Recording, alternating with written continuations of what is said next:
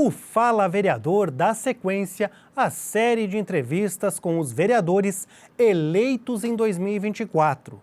Entre as 17 cadeiras da 20ª legislatura, temos muitas caras novas, representando a renovação da política local, mas também há aqueles mais experientes que alcançaram a reeleição. Todos eles estão convidados a participarem do programa para falarem a respeito de suas propostas e comentarem os principais assuntos da cidade, sempre com prioridade no interesse público.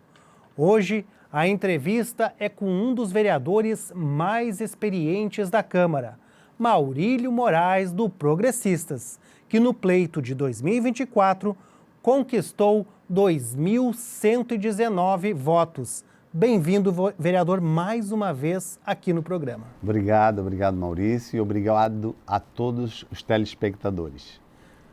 Motivado para esse 6º mandato? Estamos motivados e, como o Maurício falou ali, o mais experiente. Na realidade, todos os anos, toda legislatura muda praticamente muda tudo, né?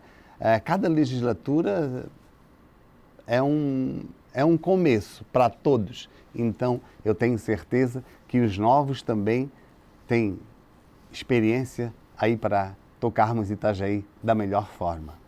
É a 6ª legislatura, mas não ininterrupta, porque o senhor ficou um período fora quando foi candidato a vice-prefeito. Correto, isso. Eu e a Ana fomos candidatos, e a Ana como vice, a Ana como prefeita e eu como vice, e daí ficamos 4 anos, né, 4 anos sem estarmos na política. Depois nós retornamos. Então são 24 anos que vão se completar da sua estreia na política legislativa aqui do município, né, vereador?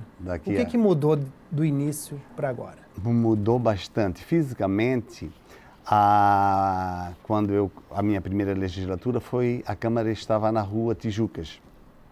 E na Rua Tijucas, o espaço físico era muito pequeno. Então, tinha um espaço de 3 metros, de 3 por 3 mais ou menos, que era o espaço para a oposição, e o outro espaço, na mesma medida, para a situação, e um outro espaço para o presidente da Câmara. Então, não tínhamos muito, né? Não seria igual a hoje. Depois fomos para a Rua Hercílio Luz, lá já ampliou, cada vereador já tinha o seu gabinete, né? E hoje estamos aqui, né, sendo entrevistado, uma conquista da Câmara de Itajaí. Parabéns a todos vocês que fazem esse trabalho maravilhoso e que passa essas informações para os nossos itajaienses. Com relação às políticas de acessibilidade, a Câmara avançou muito nesse período. A Câmara é acessível hoje, na sua opinião, vereadora? Sim, a gente teve também presidente, né, cego, né, o ex-presidente, vereador Marcelo Werner também, que passou por aqui, também deixou um legado nesse sentido, não é, vereador? Sim. Lembro-me que a primeira legislatura fui eleito e o presidente da Câmara, na época, o doutor Renato Ribas, e alguém falou, pessoal, quem ganhou, o Maurílio, ele é cadeirante. E como é que nós vamos fazer? Era no 2º piso, como é que nós vamos fazer? O que eles fizeram? Fizeram na própria escada, eles fizeram um tipo de uma rampa na própria escada.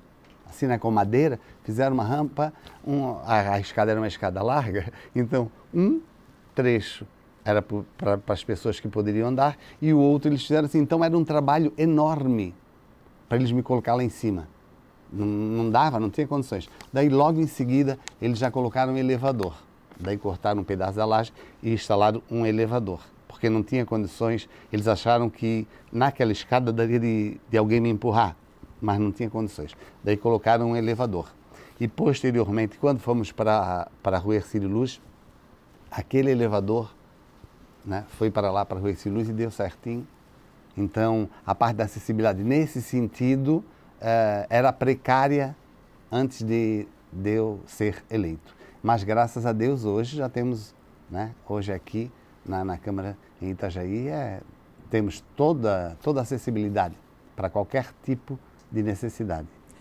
Itajaí, qual o principal desafio para se tornar uma cidade mais acessível? Inclusiva, né? Isto. Em termos calçadas, eu já até conversei com o nosso prefeito, com o Robson. Primeiro, nós temos que padronizar os paralelepípedos. Você percebe que eles foram asfaltando e o paralelepípedo ficou aqui embaixo e as ruas estão aqui. Então, a primeira coisa, não adianta fazer uma rampa dessa forma. Tínhamos que padronizar os paralelepípedos por quadra, entende? Que eles ficassem na altura que deveria ser, né? E ali, a partir disto, sim, começasse a fazer as rampas, daí sim nós chegaremos numa cidade acessível. Se não padronizarmos os paralelepípedos, né, nas ruas, nós não teremos paralelepípedos, desculpa, esqueci o nome, que não é paralelepípedo, o que passa-se na calçada. O meio-fio? Meio-fio, não é paralelepípedo, o meio-fio. Se não padronizarmos o meio-fio, nós não podemos fazer nenhum tipo de rampa, vamos dizer assim. Porque se tu fizer uma rampa com o meio-fio para baixo, ele não vai ficar legal. Então, teríamos que padronizar o meio-fio em todas as ruas. Posteriormente, sim, poderíamos fazer rampas para dar uma acessibilidade melhor para as pessoas. As normas adequadas para isso são a BNT, isso, vereador? Correto, sim. A partir do momento que, seguindo a BNT, correto. Mas, Itajaí, primeira coisa é arrumar os meios-fios. Não tem como fazer acessibilidade se nós não padronizarmos os meios-fios. Padronizar, que eu digo, é trazer ele para a altura correta. O Robson prometeu algo para o senhor? Conversamos só sobre isso, né, sobre esse assunto. Falei para ele que a primeira coisa teria que ser feita isto. Não tem outra forma de fazer. Até muitas vezes não por culpa até da prefeitura, sim. Por quê? Eles, em vez de tirar o paralelepípedo e fazerem o asfalto, se eles fizessem dessas formas, já estaria padronizado, o meio-fio já estaria padronizado. O que é que eles fazem? Em cima do meio-fio ou da lajota, eles colocam asfalto. Quer dizer, o meio-fio fica fora de padrão. Tá aí, né? De hoje em diante, quando tu passares nas ruas, tu começa a perceber isso. Então, muitas pessoas até fazem acessibilidade, só que elas fazem acessibilidade com o meio-fio aqui embaixo. Não tem resultado nenhum.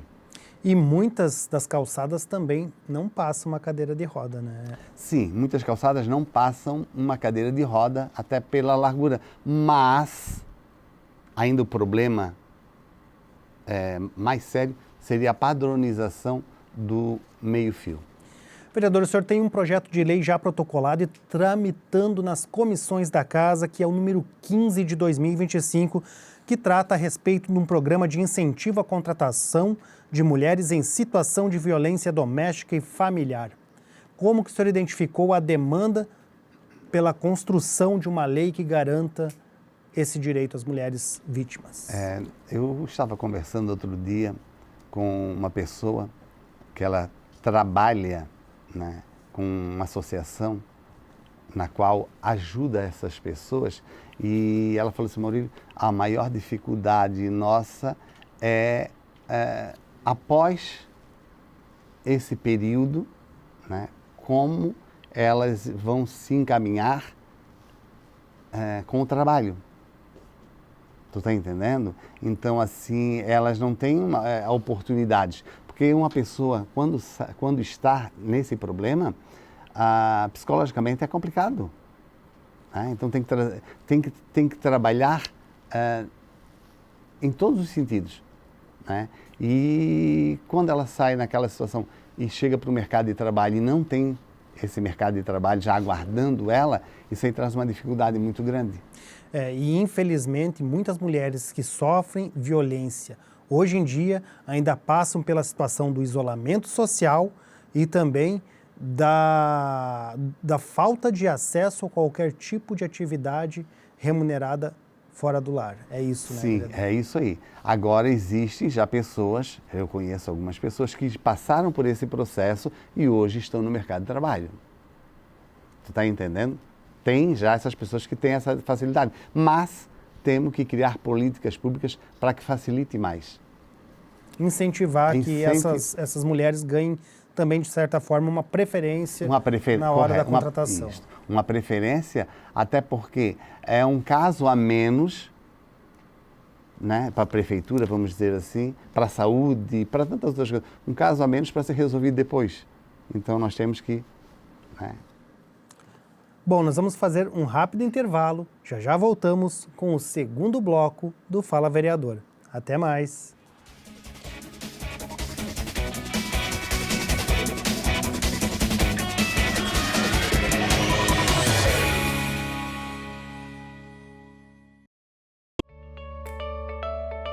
Fique por dentro do que acontece na Câmara de Vereadores de Itajaí. Inscreva-se no canal do YouTube. Curta a página no Facebook. Siga o perfil no Instagram. E também no X. Acompanhe todo o conteúdo do Poder Legislativo nas redes sociais.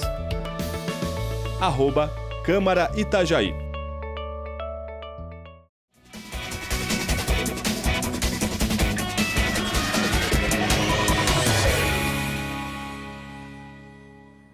Voltamos com o segundo bloco do Fala Vereador.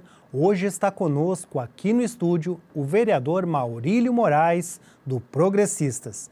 Bom, vereador, um outro projeto de lei de sua autoria que já está protocolado e tramitando nas comissões da Casa é o número 17 de 2025. E ele trata a respeito da obrigatoriedade dos supermercados em oferecerem carrinhos para crianças com mobilidade reduzida ou com algum tipo de deficiência. Bom, vereador, como é que surgiu essa ideia e a expectativa também de que ela seja aprovada aqui na Câmara?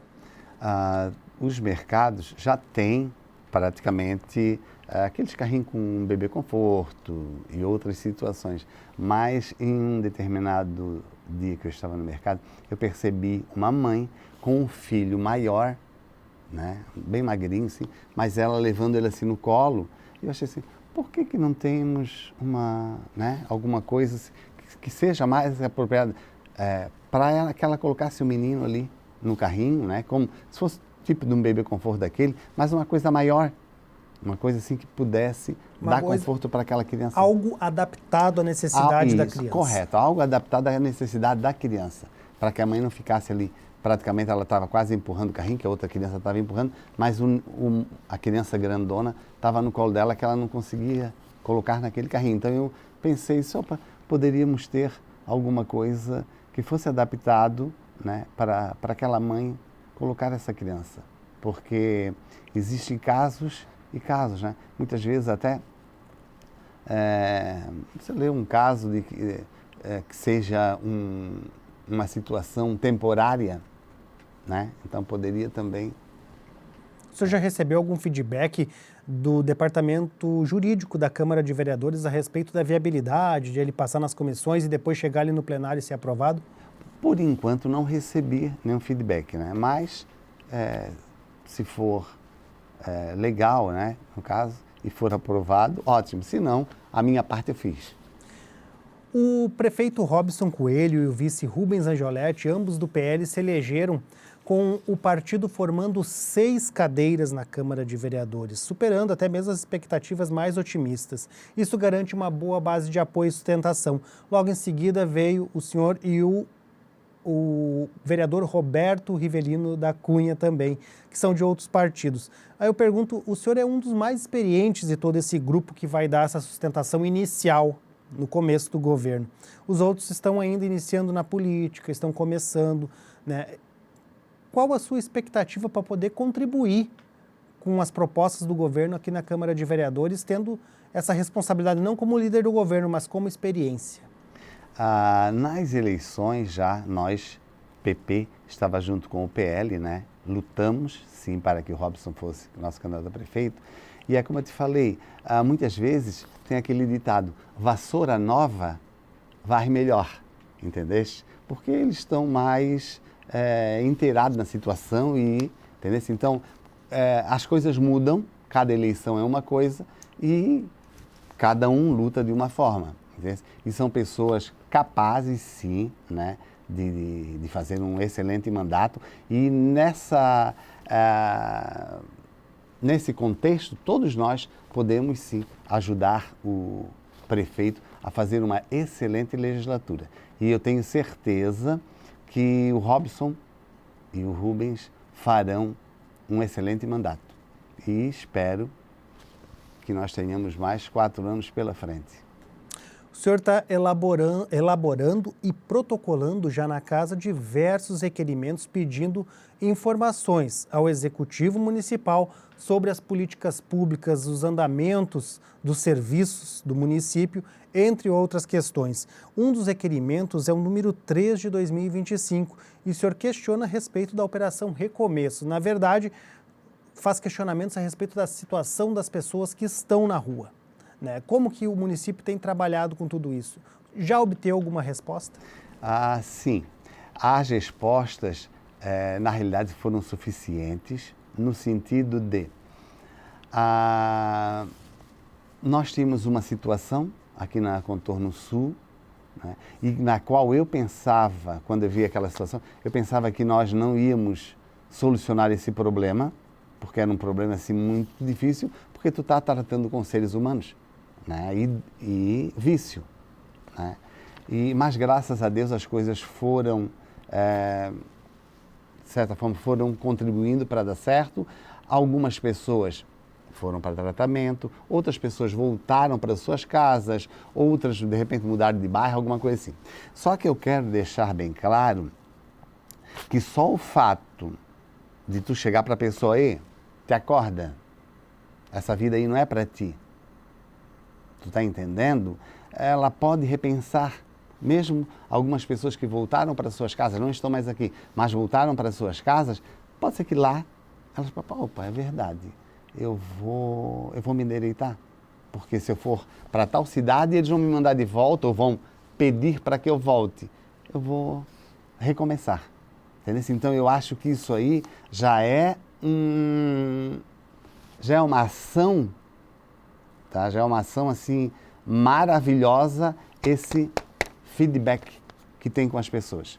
Porque existem pessoas ali que, como não tem, toda ação tem uma reação. Então eles nunca tiveram uma ação dessa. E eles iam continuar ali a vida como estava. E agora não. Agora existe uma situação na qual eles têm que optar.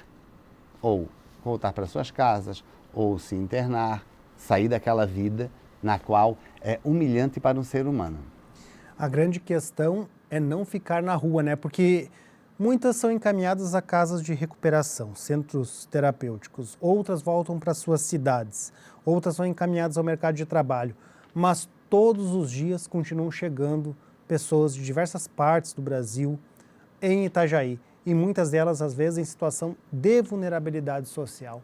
Qual política o município pode desenvolver para evitar que essas pessoas acabem nas ruas em uma situação de vítimas da droga? Eu acho que uma das coisas era a reconstituição da família, tá? Porque a família é muito importante. Muitas pessoas estão nessa situação porque não tiveram o amor, o carinho de um pai, de uma mãe. Tiveram até um pai e uma mãe, mas não tiveram o carinho suficiente para que num momento desse ele não fosse para as drogas, não fosse para... Então, eu acho que a situação tem que começar por aí, essa conscientização, a política pública para isto. Mas, infelizmente, as coisas eles não conseguem ver por este lado, porque eu acho que existem muitas políticas, ou temos que fazer também, para as pessoas que já estão nessa situação, mas poderíamos fazer alguma coisa para salvar a família. Bom, nós vamos fazer mais um rápido intervalo. Já voltamos com o terceiro e último bloco do Fala Vereador. Até mais!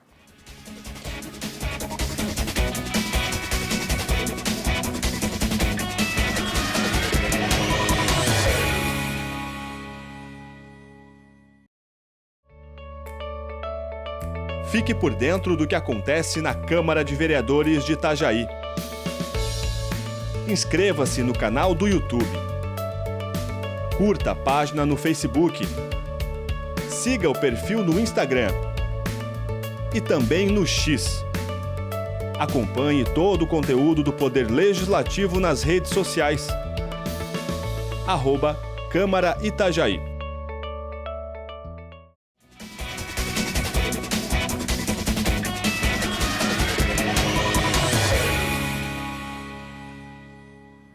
Voltamos com o terceiro e último bloco do Fala Vereador. Hoje está conosco aqui no estúdio o vereador do Progressistas, Maurílio Moraes.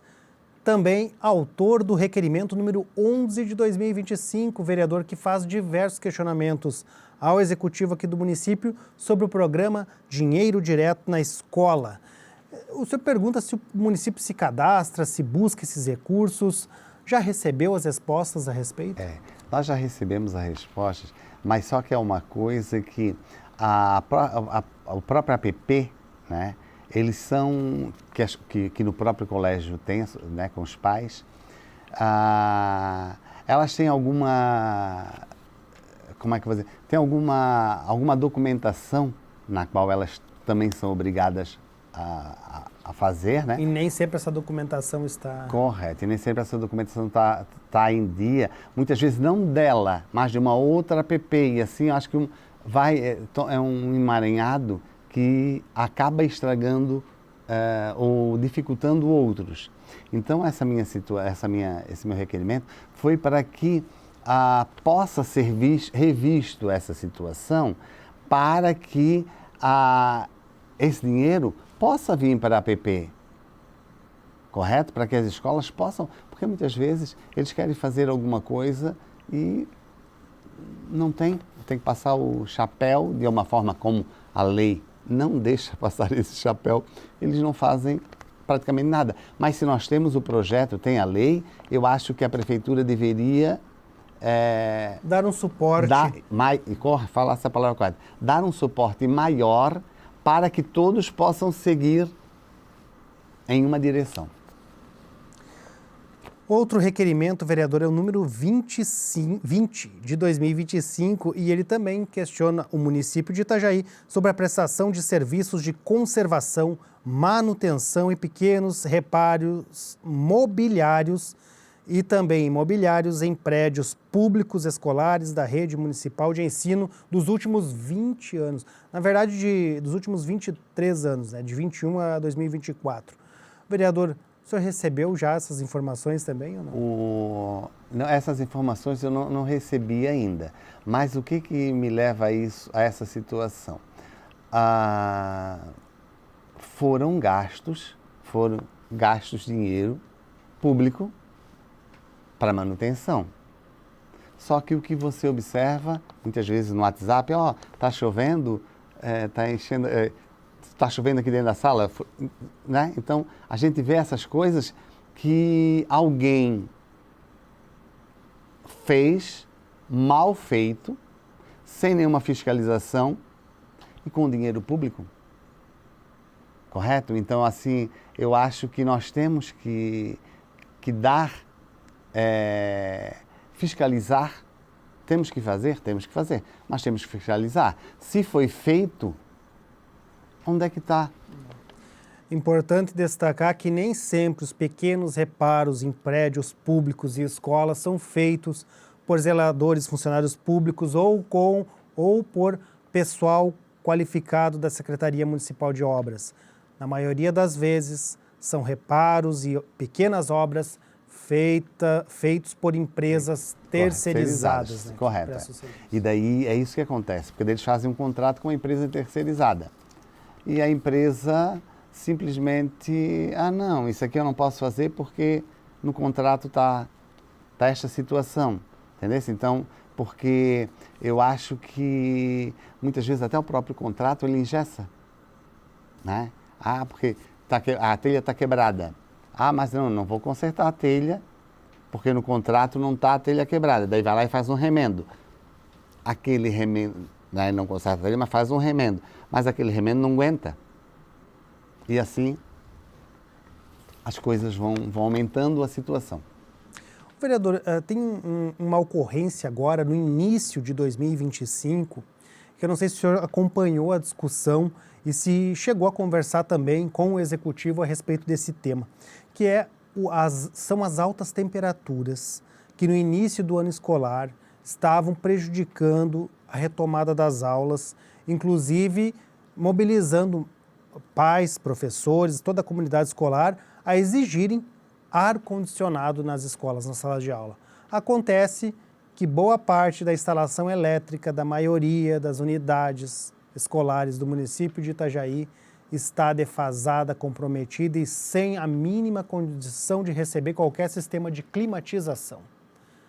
É um exemplo que casa bem com o seu requerimento. Correto, isso mesmo. O senhor chegou a conversar com o Executivo a respeito disso? Não conversei diretamente com o Executivo, mas já conversei com alguns vereadores sobre esta situação.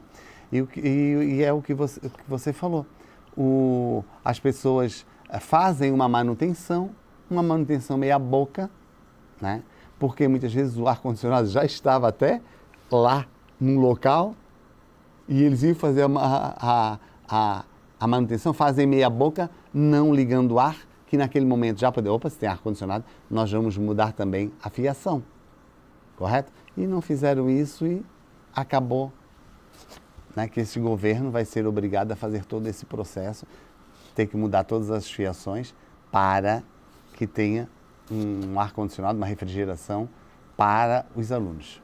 Outra preocupação sua está expressa no requerimento número 25 de 2025, também com relação à Secretaria Municipal de Educação. O senhor faz diversos questionamentos quanto à merenda escolar. Todos os anos é uma novela e um desafio garantir ao Executivo Municipal garantir a merenda de qualidade, diversificada, com os nutrientes apropriados para as unidades escolares, para os estudantes da rede pública. E cabe à Câmara fiscalizar, mas também cabe ao Executivo e ao fiscal do contrato fazer um trabalho um pouco mais efetivo, não é, vereador? Eu acho que essa fiscalização, né, ela tem que... O Executivo, né, tem alguém para este assunto, para essa fiscalização, né? Então, eu acho que essa fiscalização ela deveria ser mais efetiva para que, até a própria empresa contratada saiba que, tem alguém que está nos direcionando. Porque quando não tem quem mande, né, quem determine as coisas, eu acho que as coisas ficam um pouco mais frouxas, né? Sei que a alimentação passa por diversos profissionais, né? E esses profissionais fazem a classificação da merenda, de um dia para o outro já está lá exposta a merenda que vai ser do próximo dia, então tem todo esse processo, mas temos que dar sim uma melhor qualidade de alimentos para as nossas crianças. Para finalizar, vereador, um último requerimento de sua autoria, o número 26 de 2025, faz questionamentos à Secretaria Municipal de Saúde e ao Hospital Marieta quanto ao serviço de transporte de pacientes. O senhor recebeu alguma denúncia com relação a esse tema? Sim. Não denúncia, né? Mas assim... Reclamação. Por exemplo, de algumas pessoas que ligaram para a secretaria, mas não tinha ambulância. Porque a ambulância estava no hospital aguardando que o paciente saísse da máquina da ambulância para uma outra maca, para a ambulância pegar aquela maca, né, porque cada um tem a sua. E essa maca muitas vezes não entra, não encaixa na ambulância da própria secretaria. Então, eles estavam aguardando a tirada do paciente para pegar a maca da ambulância, colocar na ambulância para voltar para poder mais ocorrências. Então, isso é contínuo isso acontecer, tá? Muitas vezes, até todo o procedimento do hospital com aquele paciente, na minha opinião, chegou lá numa maca da prefeitura, né, da ambulância da prefeitura, coloque uma outra maca e libere aquela dali. Tu tá entendendo? Libere para que eles possam fazer outros serviços. Mas, segundo o que eu sei, até fazer toda a papelada, tudo certinho, até Não, esse vai ficar aqui. Depois de meia hora, que passam ele por uma outra maca e aquela maca volta. Então, quer dizer, isso traz um prejuízo para as pessoas que precisam ser atendidas. E uma vez que o hospital e a prefeitura trabalham em conjunto nesse atendimento, em diversos tipos de atendimento, esse serviço também poderia, e o material de expediente, no caso a maca, poderia ser também feito de forma conjunta o planejamento e ter mais unidades disponíveis, não é, vereador? Eu penso também que deveria sim ter mais unidades disponíveis para poder substituir, deixar aquela, pegar outra, mas conversei também com uma pessoa que trabalha na SAMU, falei assim, Maurílio, é complicado porque muitas vezes eles somem ou, não, onde é que está aquela maca? Eles não sabem mais onde é que está aquela maca que era daquele equipamento. Tu entendesse? Então tem todo esse procedimento. E se tu parar para analisar, a SAMU está correta em pegar o que é deles. Né? Então, analisando isso, acho que teria que ter mais eficiência. Chegou, passa por uma outra maca, aquela maca já volta. Vereador, muito obrigado por aceitar o convite e participar conosco aqui do Fala Vereador. Eu que agradeço, muito obrigado e Deus abençoe a todos, com muita saúde e muita paz. E obrigado a você também que nos acompanhou. Lembrando que esta e outras entrevistas estão disponíveis no canal da Câmara de Vereadores de Itajaí no YouTube e são transmitidas pelo canal 14 da Claro TV. Até a próxima!